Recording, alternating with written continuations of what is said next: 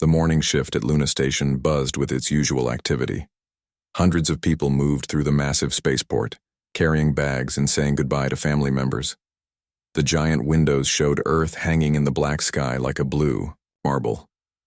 Captain Jake Morrison walked through the crowd with his pilot uniform pressed and clean. His silver wings badge caught the light from the artificial suns overhead. Jake had been flying spaceships for 20 years. He knew every sound, every smell, and every type of person who traveled between the stars.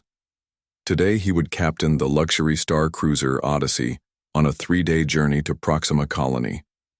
200 passengers were counting on him to get them safely across the galaxy. He stopped at the docking bay where his ship waited. The Odyssey was beautiful.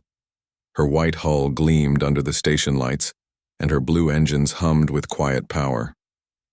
Jake smiled as he looked at her. This was his ship, his responsibility, and his pride. Walking up the boarding ramp, Jake began his daily routine. He checked the passenger list on his tablet. Business people, families going to visit relatives, students heading to college on distant worlds. Everything looked normal. He moved to the engine room to start his pre-flight inspection. The quantum drive system was the heart of any starship. Without it, they would be stuck crawling through space at slower than light speed. Jake opened the main panel and started, checking the power readings. Everything had to be perfect before they could jump into hyperspace. That was when he saw the kid.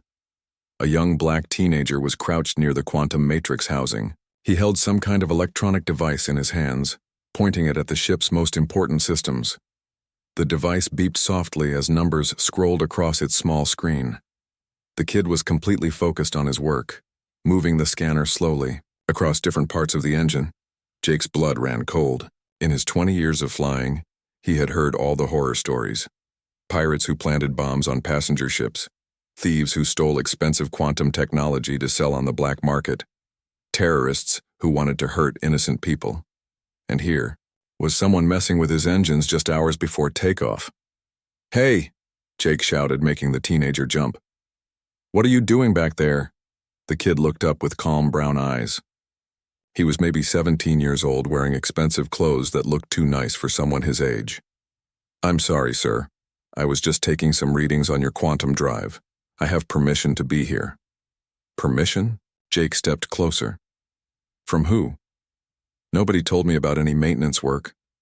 The teenager stood up slowly, keeping his hands visible. "I'm Marcus Johnson. I'm a passenger on this flight. I was just studying your drive system for my research." Jake looked at the expensive scanner in Marcus's hands. The device was worth more money than most people made in a year.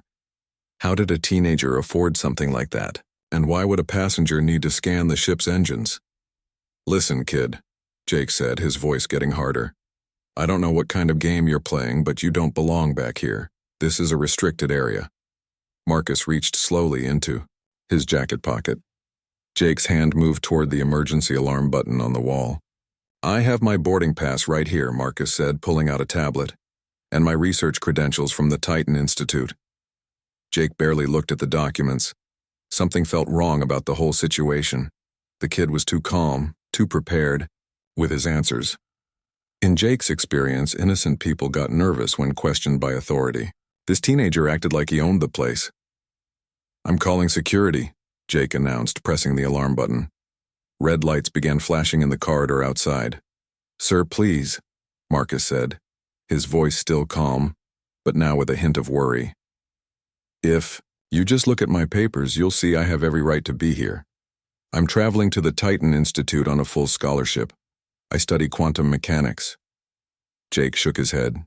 "Nice try, kid. I've been flying these routes since before you were born. I know trouble when I see it." The security team arrived within minutes. Officer Ben Davis led 2 other officers into the engine room. Ben was a good man who Jake had worked with many times before. He would handle this situation properly. "What's the problem, Captain Morrison?" Ben asked, his hand resting on his stun weapon. "This kid was tampering with my quantum drive," Jake explained, pointing at Marcus. "Found him back here with some kind of scanning equipment, claims he's a passenger, but something doesn't add up." Ben looked at Marcus, who held up his hands peacefully. Son, I need you to put down that device and step away from the engine. Officer, my name is Marcus Johnson, the teenager said as he carefully placed the scanner on the floor. I'm a passenger on this flight.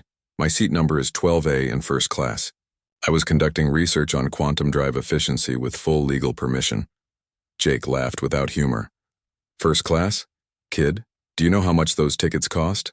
And what 17-year-old studies quantum mechanics? Ben picked up Marcus's scanner and whistled softly. This is military-grade equipment, son. Where did you get this? It belongs to my research lab, Marcus answered. I have 3 published papers on hyperspace propulsion systems. I was trying to gather data on drive efficiency rates during my flight. Published papers? Jake couldn't believe what he was hearing. Officer Davis, this kid is lying through his teeth, probably trying to steal our technology or worse. With all the pirate attacks lately, we can't be too careful. More people began gathering outside the engine room. Passengers who heard the security alarm were curious about what was happening. Some of them started recording with their personal devices. Jake noticed the crowd but stayed focused on the problem at hand. Look, Jake said to Ben, I've been flying spaceships longer than this kid has been alive. I know my job and I know when something isn't right. No teenager has published papers on quantum mechanics. No teenager can afford military-grade scanning, equipment, and no teenager needs to examine ship engines unless they're up to no good. Marcus opened his mouth to speak, but Ben held up his hand. Son, I'm going to need you to come with us while we sort this out. Captain Morrison has valid concerns about security. This is wrong, Marcus said quietly, but he didn't resist as the security officers moved to escort him away. I'm exactly who I say I am. If you just check my credentials properly. Save it for the security office, Jake interrupted. I've got a ship full of passengers counting on me to keep them safe. I won't let anything happen to them on my watch. As the security team led Marcus away, Jake felt satisfied that he had done the right thing. The crowd of onlookers slowly dispersed, many of them still recording and talking among themselves. Some looked upset, others seemed to support Jake's actions. Jake returned to his pre-flight checks, but something nagged at him. The kid had seemed so calm, so prepared with his answers. And that expensive equipment was definitely real. But Jake pushed those doubts away. In 20 years of flying, his instincts had never been wrong before. He had no idea how wrong they were about to prove him this time. The security office at Luna Station was small and cold. Marcus sat in a metal chair across from Officer Ben Davis's desk. His hands were not cuffed, but 2 guards stood by the door. Marcus kept his voice calm, even though his heart was beating fast. Officer Davis, Marcus said, I need you to contact Commander Lisa Johnson at Stellar Wings Corporation. She can confirm everything I've told you. Ben looked up from Marcus's documents spread across his desk. Son, these papers look real, but anyone can fake identification these days. Captain Morrison has been flying for 20 years. He knows suspicious behavior when he sees it. Meanwhile, back at the docking bay, Jake was talking to a group of passengers who had witnessed the incident. Word was spreading quickly through the station about what had happened. Some people had recorded videos on their phones and were already sharing them on the galactic network. I did what any responsible captain would do, Jake explained to the small crowd. The safety of my passengers comes first. That kid had no business being near our engines with that kind of equipment. An older woman in the crowd shook her head. Captain, the boy seemed very polite. Are you sure he was really doing something wrong? Jake's face got red. Ma'am, with respect, you don't understand how these things work. I've seen pirates and terrorists before. They don't always look dangerous. Sometimes they send kids to do their dirty work because people like you will feel sorry for them. A young man in a business suit stepped forward. But Captain, did you actually look at his credentials? He said he was a student. Listen, Jake said, his voice getting louder. I don't care what papers he had. You can buy fake documents anywhere in the galaxy. What I care about is that scanner he was using. That's military-grade equipment worth more than most people make in 5 years. How does a 17-year-old kid afford something like that? Maybe his family has money, suggested another passenger. Jake laughed in a way that wasn't funny. Right. And maybe I'm the Emperor of Mars. Look, people, I know this might be hard to understand, but things aren't always what they seem. That kid doesn't belong in first class, and he definitely doesn't belong near my engines. More passengers were gathering now. Some of them looked uncomfortable with Jake's words. Others nodded in agreement. The videos people were taking were getting longer and more detailed. Captain Amy Foster, Jake's supervisor, arrived at the docking bay. She was a senior pilot who had known Jake for 10 years. Amy was respected throughout Stellar Wings Corporation for her fairness and skill. "Jake," Amy said quietly, "I heard there was an incident. Can you tell me what happened?" Jake felt better now that someone in authority was listening. "Amy, thank God you're here. I caught a suspicious kid tampering with the Odyssey's quantum drive. He had military scanning equipment and was claiming to be some kind of student researcher. The whole story was obviously fake." Amy frowned. "Did you verify his identity?" "I didn't need to," Jake said quickly. "Sometimes you just know when something isn't right. This kid was wrong in every way. Too young, too calm, too prepared with his answers. Real passengers don't act like that when they get caught somewhere they shouldn't be." "Caught doing what exactly?" Amy asked. "Scanning our engines with equipment worth more than a house," Jake replied. "He claimed he was doing research for some institute. Said he had published papers on quantum mechanics. Can you believe that? A 17-year-old publishing scientific papers?" Amy looked thoughtful. "Jake, that's not impossible. There have been young geniuses throughout history." Jake shook his head firmly. "Not like this, Amy. This wasn't some smart kid doing homework. This was professional-grade espionage equipment being used by someone who knew exactly what he was looking for. I'm telling you, something big was being planned." Back in the security office, Marcus was growing more frustrated. "Officer Davis, please just make one call to Stellar Wings headquarters. Ask for Commander Johnson. She'll clear this up in 5 minutes." Ben was reading through Marcus's research papers on his tablet. The mathematics was far beyond anything. He understood.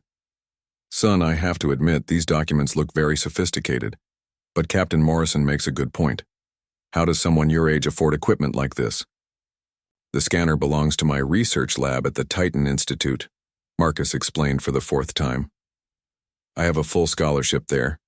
I've been studying quantum mechanics since I was 12 years old. My mother bought me that equipment for my 15th birthday." "Your mother bought you a 50,000 credit military scanner for your birthday?" Ben asked with doubt in his voice. Marcus sighed. "Officer, my mother works in the space transportation industry. She understands the value of good research equipment." Ben made some notes on his tablet. "What kind of work does she do?"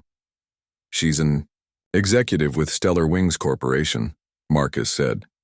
"If you just call the company headquarters and ask for Commander Lisa Johnson, she can verify everything." Ben looked surprised. "Johnson? That's your mother's name?" "Yes, sir. Commander Lisa Johnson. She's been with Stellar Wings for 15 years. Ben stood up and walked to his computer terminal. Maybe it was time to make that call after all. But before he could dial, his communication device buzzed. There was a problem at the docking bay that needed his immediate attention. Back at the Odyssey, the crowd of passengers was getting larger. News reporters from the station's media center had arrived. They were interviewing passengers and asking Jake questions about what had happened. "Captain Morrison," said a reporter with a camera crew, "can you explain why you felt this young man was a threat to your ship?" Jake straightened his uniform and looked directly into the camera. "As captain of this vessel, I have a responsibility to protect 200 innocent passengers. When I see someone who doesn't belong somewhere, using equipment they shouldn't have, I take action. I don't apologize for doing my job." "But sir," the reporter continued, "witnesses say the young man was very cooperative and tried to show you his identification." "Anyone can fake papers," Jake replied. "What they can't fake is the truth. And the truth is that no normal teenager has access to military-grade scanning equipment. No normal teenager studies quantum mechanics. And no normal teenager examines starship engines for fun." The reporter turned to some of the passengers in the crowd. "What did you think when you saw what was happening?" An elderly man spoke up. "I thought the captain was being too harsh. The boy seemed very intelligent and polite, but a middle-aged woman disagreed. "I support Captain Morrison completely. We can't be too careful these days. With all the pirate attacks and terrorism, I'd rather have a captain who's suspicious than one who's careless." The debate was spreading beyond the docking bay now. People throughout Luna Station were watching the news coverage and discussing what had happened. Some supported Jake's actions.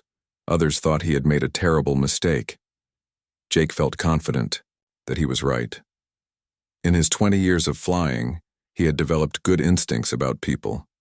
This teenager had all the warning signs of someone up to no good. The expensive equipment, the technical knowledge, the calm behavior under pressure. It all added up to trouble. What Jake didn't know was that his 20 years of experience were about to be challenged in a way he never expected. The truth about Marcus Johnson was more surprising than anything Jake could have imagined, and that truth was about to walk through the door. The crowd at the docking bay was getting bigger by the minute. News of the incident had spread through social media across the galaxy. People were taking sides even though they didn't know all the facts. Some supported Captain Jake Morrison for protecting his passengers. Others thought he had been too quick to judge the teenager. Jake stood near his ship answering questions from reporters. He felt good about the support he was getting from many passengers. His 20 years of experience meant something. People trusted pilots like him to keep space travel safe.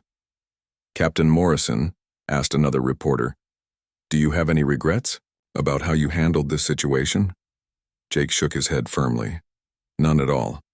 When I see a potential threat to my passengers, I act. That's what good captains do.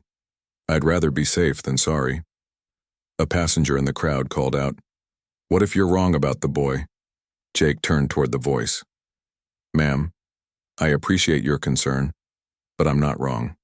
I've been flying these routes since before that kid was born. I know suspicious behavior when I see it. That teenager had military-grade equipment and was examining our most sensitive systems. Nobody does that without bad intentions." Captain Amy Foster was standing near the back of the crowd. She looked worried about how big this situation was becoming. The videos were already going viral on the Galactic Network. Stellar Wings Corporation would not be happy about this kind of publicity.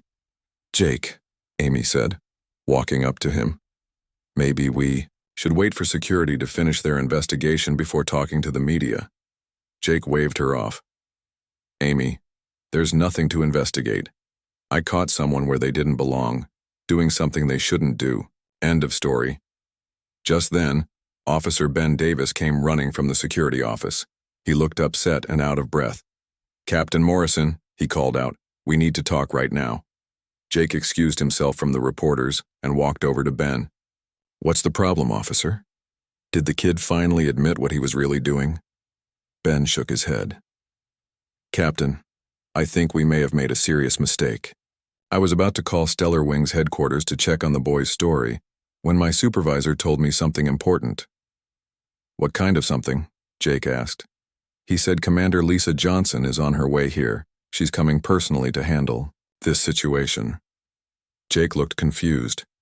"Who's Commander Lisa Johnson?" Ben stared at him in shock. "Captain, you don't know who Lisa Johnson is? She owns Stellar Wings Corporation. She's your boss's boss's boss." The color drained from Jake's face. "The owner is coming here? Why would she get involved in a simple security matter?" "That's what I'm trying to figure out," Ben said. "But Captain, if she's coming personally, this situation is much bigger than we thought." Amy Foster had been listening to their conversation. Her face went pale. "Jake, Lisa Johnson doesn't leave corporate headquarters for anything small. If she's coming here, something is very wrong." Jake felt his confidence starting to crack. "Maybe she just wants to make sure we handled the security threat properly. She probably wants to thank me for protecting her passengers."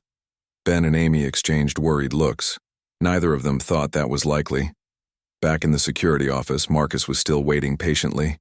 He had asked to make a phone call several times, but the guard said he had to wait for Officer Davis to return. Marcus knew his mother would be worried when she couldn't reach him. They always talked before his flights. Marcus looked at his watch. The Odyssey was supposed to leave in 2 hours. If this situation didn't get cleared up soon, he would miss his flight to the Titan Institute. The new semester started in 3 days, and he couldn't afford to be late. One of the guards got a message on his radio. "Sir," he said to Marcus, "someone important is coming to see you. You need to stay calm and cooperate fully." Marcus nodded. "Officer, I've been cooperative this whole time. I just want to clear up this misunderstanding and catch my flight." At the docking bay, the crowd had grown to over 100 people. Passengers from other flights had come to see what was happening. The news coverage was being broadcast live across the solar system. Jake's face was becoming famous, though not in the way he had hoped. A reporter pushed a microphone toward Jake. "Captain, there are rumors that a high-level corporate executive is coming to Luna Station. Do you have any comment?" Jake tried to look confident. "I welcome anyone who wants to review my actions. I did everything by the book. When this is over, I expect to be commended for my quick thinking and professionalism." Amy Foster pulled Jake aside. "Jake, I really think you should stop talking to the media until we know more about this situation." "Amy, I'm not hiding from anyone," Jake replied. "I did the right thing, and I'm proud of it." Suddenly, the crowd began to part. Security officers were clearing a path from the main corridor to the docking bay. Everyone turned to see who was coming. Commander Lisa Johnson walked through the crowd with calm authority. She was a tall woman in her early 40s, wearing the dark blue uniform of a Stellar Wings executive. Her silver commander's insignia caught the light as she moved. People stepped aside respectfully as she passed. Jake had never seen her in person before, but he recognized her from company newsletters and training videos. Lisa Johnson was one of the most powerful people in the space transportation industry. She had built Stellar Wings Corporation from a small family business into the largest civilian fleet in human space. Jake straightened his uniform and walked toward her. This was his chance to explain his actions to someone who would understand the importance of security. "Commander Johnson," Jake said with a respectful salute. "Captain Jake Morrison reporting. I'm honored to meet you, ma'am." Lisa looked at him with cold, professional eyes. "Captain Morrison, I understand there's been an incident involving one of my passengers." "Yes, ma'am," Jake replied confidently. "I'm glad you're here. I caught a suspicious individual tampering with my ship's quantum drive system. He had military-grade scanning equipment and was clearly up to no good. I immediately called security to handle the threat." Lisa nodded slowly. "Tell me more about this suspicious individual." Jake felt encouraged by her interest. "A teenager, maybe 17 years old. He claimed to be a passenger, but his story didn't add up. Said he was some kind of student researcher with published papers on quantum mechanics. Obviously fake credentials." "Obviously," Lisa repeated quietly. "The kid had equipment worth more than most people make in years," Jake continued. "No normal teenager has access to that kind of technology. He was definitely working for someone, probably pirates or terrorists." Lisa listened without interruption. Her expression gave nothing away. "Ma'am," Jake said, "I want you to know that I take passenger safety very seriously. In 20 years of flying, I've never let anything bad happen to the people under my protection. When I saw a potential threat, I acted immediately." "I see," Lisa said. "And where is this dangerous individual now?" "Security has him in custody," Jake replied proudly. "Officer Davis is handling the interrogation. I'm sure they'll get the truth out of him soon." Lisa nodded again. "Captain Morrison, I think it's time we all went to the security office. I'd like to see this terrorist for myself." Jake smiled with satisfaction. Finally, someone in authority who understood the seriousness of the situation. Commander Johnson would see that he had done the right thing. This would probably end up being the best day of his career. He had no idea it was about to become the worst. The walk to the security office felt long for Jake Morrison. He walked beside Commander Lisa Johnson, feeling proud that such an important person wanted to see his good work. The crowd of passengers and reporters followed behind them, their cameras, recording everything. "Commander," Jake said as they walked, "I want to thank you for coming personally. It shows how seriously Stellar Wings takes security threats." Lisa Johnson didn't reply. She kept walking with steady, measured steps. Her face showed no emotion at all, Officer Ben Davis was waiting for them at the security office door. He looked nervous and kept wiping sweat from his forehead. "Commander Johnson, ma'am, thank you for coming. I'm not sure we handled this situation correctly." "We'll find out," Lisa said simply. "Open the door, officer." Ben used his key card to unlock the security office. Inside, Marcus Johnson sat quietly in his chair, reading something on his tablet. He looked up when the door opened and smiled when he saw his mother. "Hi, Mom," Marcus said calmly. "I was wondering when you'd get here." The room went completely silent. Jake Morrison's mouth fell open. Officer Ben Davis dropped his tablet on the floor. Captain Amy Foster, who had followed them inside, grabbed the wall for support. "Mom?" Jake whispered. "Did he just say Mom?" Lisa Johnson walked over to her son and put her hand on his shoulder. "I'm sorry you had to wait so long, Marcus. Are you okay?" "I'm fine," Marcus replied. "Just a little confused about why I'm here."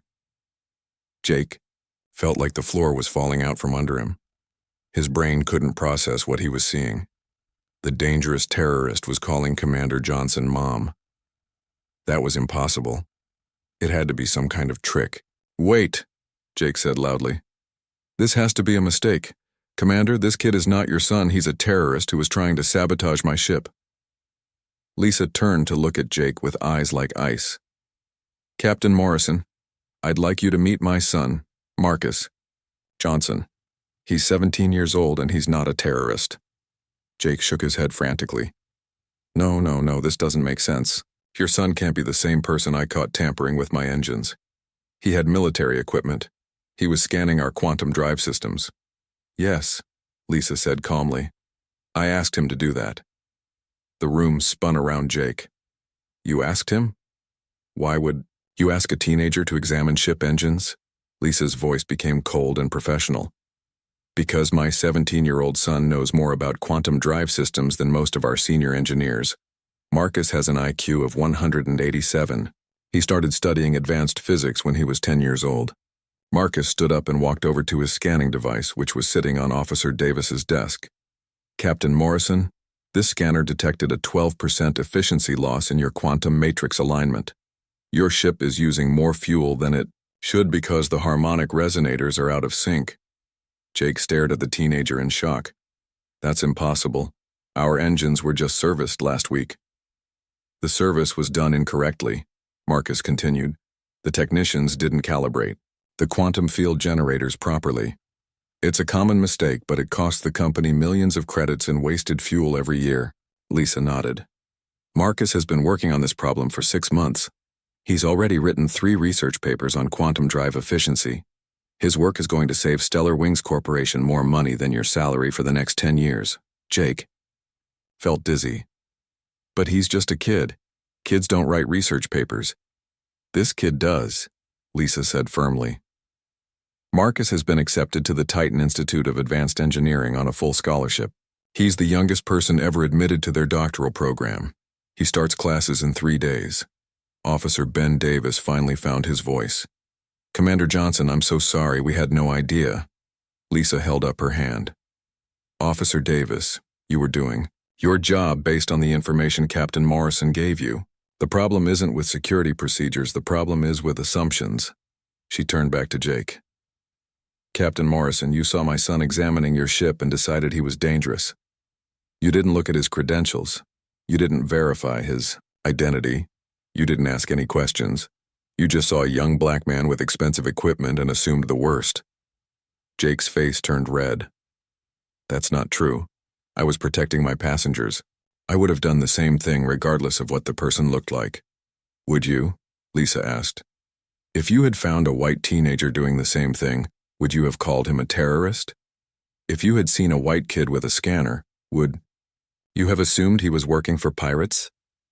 Jake opened his mouth to answer, but no words came out. Deep down, he knew she was right. He had made assumptions based on Marcus's appearance, not his actions. Marcus picked up his tablet and showed Jake the screen. "Captain, these are my published papers on quantum mechanics.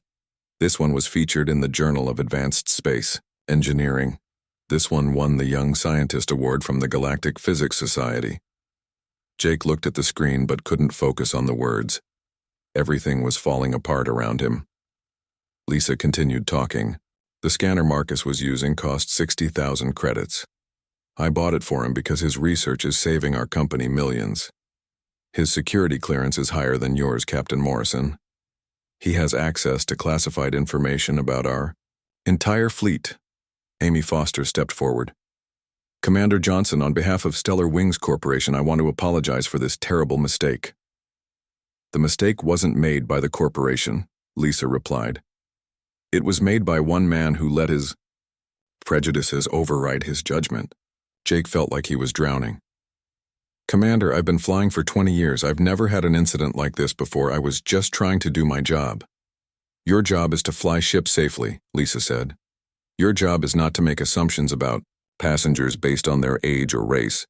Your job is not to ignore evidence because it doesn't fit your expectations.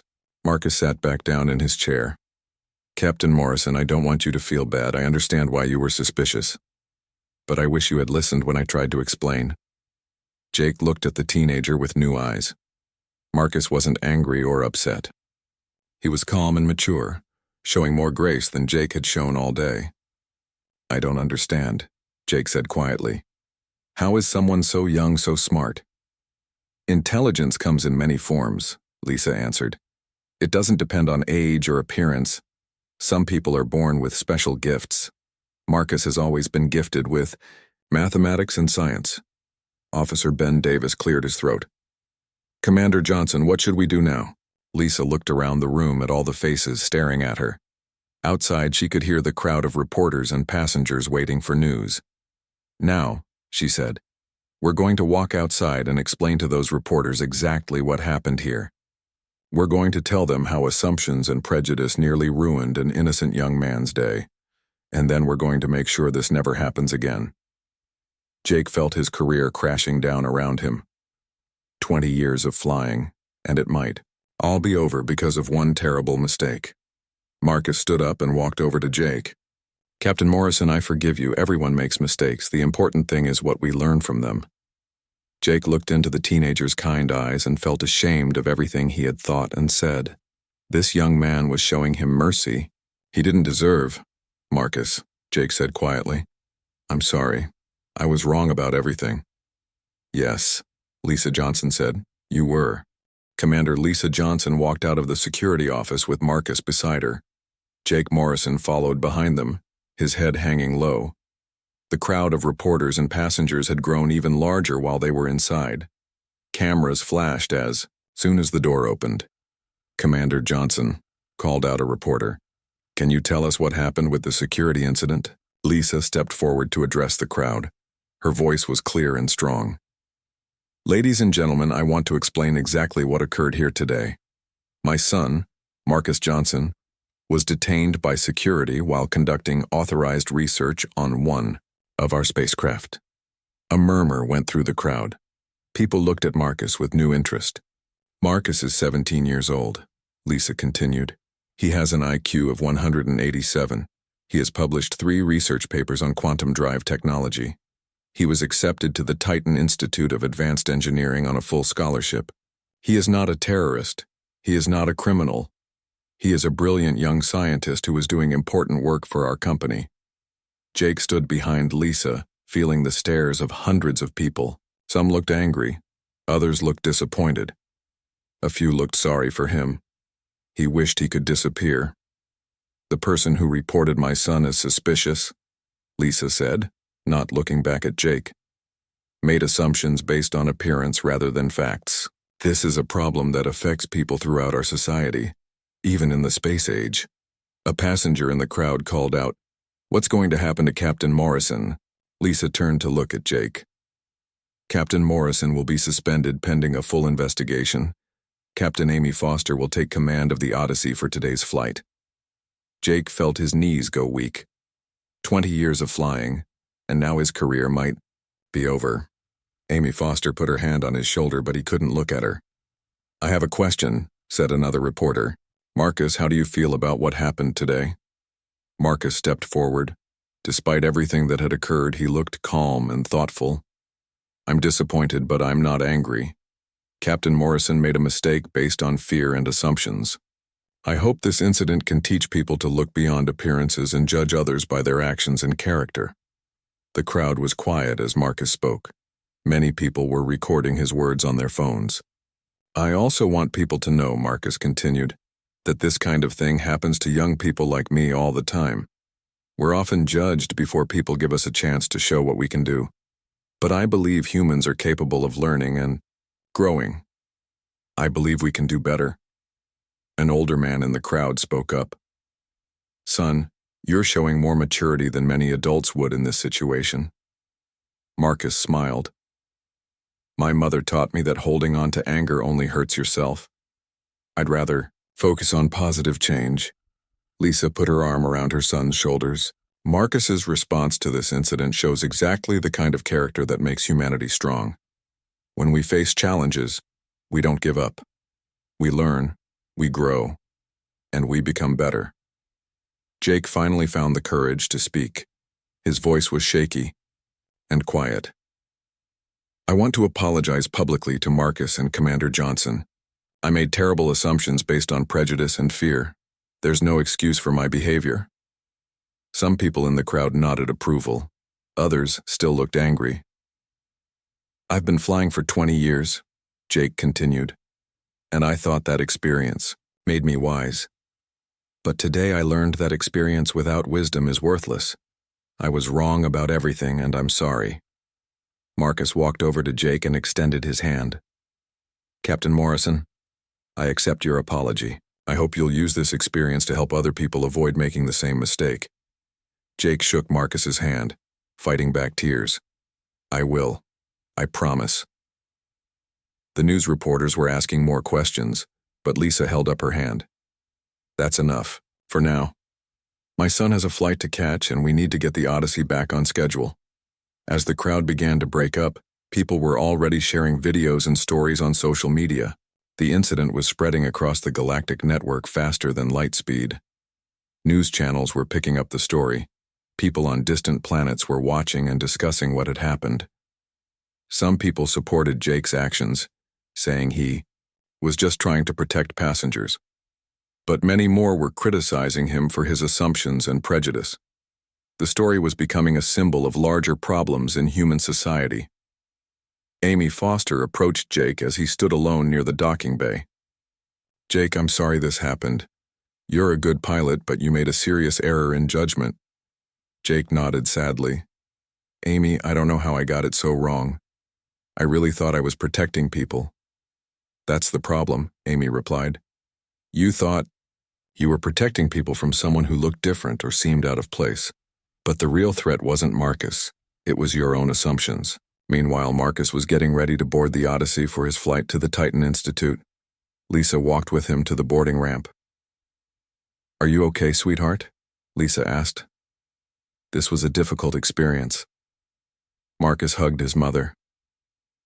I'm fine, Mom. Actually, I think something good might come from this.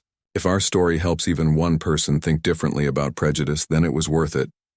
Lisa smiled proudly. You're going to change the world, Marcus. Not just with your science, but with your character. As Marcus boarded the ship, passengers and crew members looked at him with new respect. The story of what had happened was already spreading among the travelers. Some people came up to shake his hand or wish him well. Captain Amy Foster made an announcement over the ship's communication system. Ladies and gentlemen, this is your captain speaking. We're honored to have Marcus Johnson aboard our flight today. His research on quantum drive efficiency will make space travel safer and more efficient for everyone. The passengers applauded. Marcus felt embarrassed by the attention, but also hopeful about the future. Back at Luna Station, Jake Morrison sat alone in the pilot's lounge. He had been suspended from flying pending the investigation. He didn't know if he would ever captain a ship again. Other pilots in the lounge were discussing what had happened. Some defended Jake, but others were critical of his actions. The kid was doing authorized research, said one pilot. Jake should have checked his credentials before calling security. Easy to say now, replied another. But in the moment, with all the pirate attacks lately, I might have done the same thing. Jake listened to their conversation but didn't join in. He was thinking about Marcus's words of forgiveness and his mother's lessons about character. He realized he had a lot to learn about himself and about treating people fairly. The incident at Luna Station was becoming more than just a news story. It was starting conversations about prejudice, assumptions, and the need for humans to do better as they explored the galaxy together.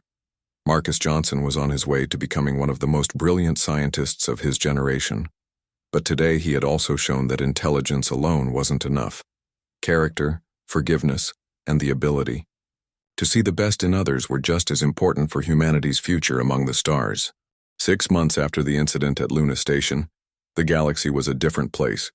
The story of Marcus Johnson and Captain Jake Morrison had spread to every human colony in space. People talked about it in classrooms, offices, and family dinners across hundreds of worlds.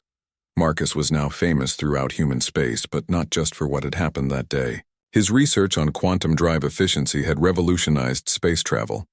Every major shipping company was using his improvements. Travel times between planets had decreased by 15%. Fuel costs had dropped by 20%. At the Titan Institute of Advanced Engineering, Marcus walked across the campus toward his laboratory. Other students and professors greeted him respectfully. At 18 years old, he was the youngest chief research officer in the institute's history. "Marcus," called Professor Sarah Williams, his research supervisor, "the latest test results are in. Your quantum matrix improvements are working even better than we hoped." Marcus smiled as he looked at the data on her tablet. "The harmonic resonance patterns are more stable than our original calculations predicted. We might be able to improve efficiency by another 5%. "That's incredible," Professor Williams said. "Your work is changing how humanity travels between the stars." Marcus nodded, but his mind was also on other things. "Professor, have you seen the latest reports from the Academy of Space Sciences? They're implementing new training programs based on what happened at Luna Station." Professor Williams knew the story well. Everyone in the space industry did. "Yes, they're teaching future pilots and officers about the dangers of making assumptions about people. Your experience has become a case study in their curriculum." Meanwhile, on a cargo ship traveling between Mars and Jupiter, Captain Jake Morrison was finishing his shift. He had been flying cargo runs for 6 months now, working his way back up after his suspension. It was humble work compared to commanding luxury passenger ships, but Jake was grateful for the chance to fly again. His co-pilot, a young woman named Katie Chen, was reading news updates on her tablet. "Captain Morrison, did you see this article about Marcus Johnson? His quantum drive improvements just won the Galactic Innovation Award." Jake smiled sadly. "He deserves it. That young man is brilliant." Katie looked at her captain with curiosity. She knew the story of what had happened, but Jake rarely talked about it. "Sir, do you ever regret what happened that day?" Jake was quiet for a moment. "Katie, I regret my actions and assumptions every single day. But I don't regret the lessons I learned. That experience taught me things about myself that I needed to know." "What kind of things?" Katie asked. "I learned that experience without wisdom is dangerous," Jake replied. "I learned that fear and prejudice can make smart people do stupid things. Most importantly, I learned that judging people by their appearance instead of their character is one of the worst mistakes a person can make." Katie nodded thoughtfully. "The Academy is requiring all new pilots to study what happened. They call it the Luna Station Protocol." Jake had heard about the new training programs. "Good. If my mistake can help future pilots avoid the same error, then something positive came from it." Back on Earth, Commander Lisa Johnson was in her office at Stellar Wings Corporation headquarters. The company had grown tremendously in the past 6 months. Marcus's efficiency improvements had saved them millions of credits and attracted new customers from across the galaxy. Lisa was reviewing applications for a new scholarship program the company had created. The Marcus Johnson Foundation provided funding for young people from all backgrounds to study space sciences. Hundreds of brilliant students who might never have had the chance were now attending the best schools in human space. Her assistant, David Park, knocked on her door. "Commander Johnson, the documentary crew is here. They want to interview you about the Luna Station incident for their film." Lisa sighed. She had given many interviews about what happened, but she knew the story was still important. Send them in, David. The documentary was being made by the Galactic Broadcasting Network. It would tell the complete story of the incident and its impact on human society. The filmmakers had already interviewed Marcus, Jake, and dozens of other people involved. Commander Johnson, said the lead interviewer, 6 months later, how do you think this incident changed humanity? Lisa thought carefully before answering. The incident showed both our weaknesses and our strengths as a species. Our weakness is that we still struggle with prejudice and assumptions even in the space age. Our strength is our ability to learn, forgive, and grow from our mistakes. What do you think the long-term impact will be? Asked another interviewer. Think this story will be remembered as a turning point, Lisa replied. It forced humanity to confront uncomfortable truths about ourselves. But it also showed that we can do better. My son's response to the situation demonstrated the kind of character that will carry us successfully to the stars. At the same time, on a space station orbiting Saturn, Marcus was giving a speech to a group of young engineers and scientists. The audience was diverse, with people from every human colony and background. When I was detained at Luna Station, Marcus told the crowd, I could have responded with anger. I could have demanded revenge. Instead, I chose to respond with understanding and hope for positive change. The audience listened intently to every word. That choice wasn't just about me, Marcus continued. It was about what kind of species we want to be as we explore the galaxy. Do we want to be ruled by fear and prejudice? Or do we want to be guided by curiosity, respect, and the recognition that human potential comes in many forms? A young woman in the audience raised her hand. Marcus, what would you say to other young people who face discrimination? Marcus smiled. I would tell them that their worth isn't determined by other people's opinions. Your value comes from your character, your efforts, and your contributions to humanity. Don't let anyone's assumptions limit what you can achieve. Another student asked, what about people like Captain Morrison? Should we forgive those who make mistakes based on prejudice? Forgiveness isn't about excusing bad behavior, Marcus answered. It's about giving people the chance to learn and grow. Captain Morrison made a serious mistake, but he owned up to it and worked to change. That's what humans do at our best. We acknowledge our failures and become better people. The speech was being broadcast live across human space. In homes, schools, and workplaces throughout the galaxy, people were watching and discussing Marcus's words. On his cargo ship, Jake Morrison was watching the broadcast with his crew. When Marcus mentioned forgiveness and second chances, Jake felt tears in his eyes. Captain, said Katie Chen, he's talking about you. Jake nodded.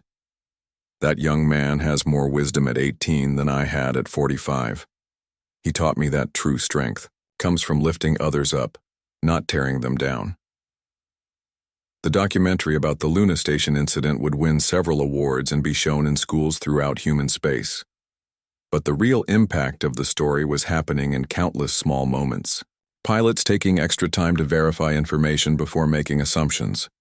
Teachers encouraging students to look beyond surface appearances. Families discussing the importance of judging people by their character rather than their looks. Marcus Johnson had become more than a brilliant scientist.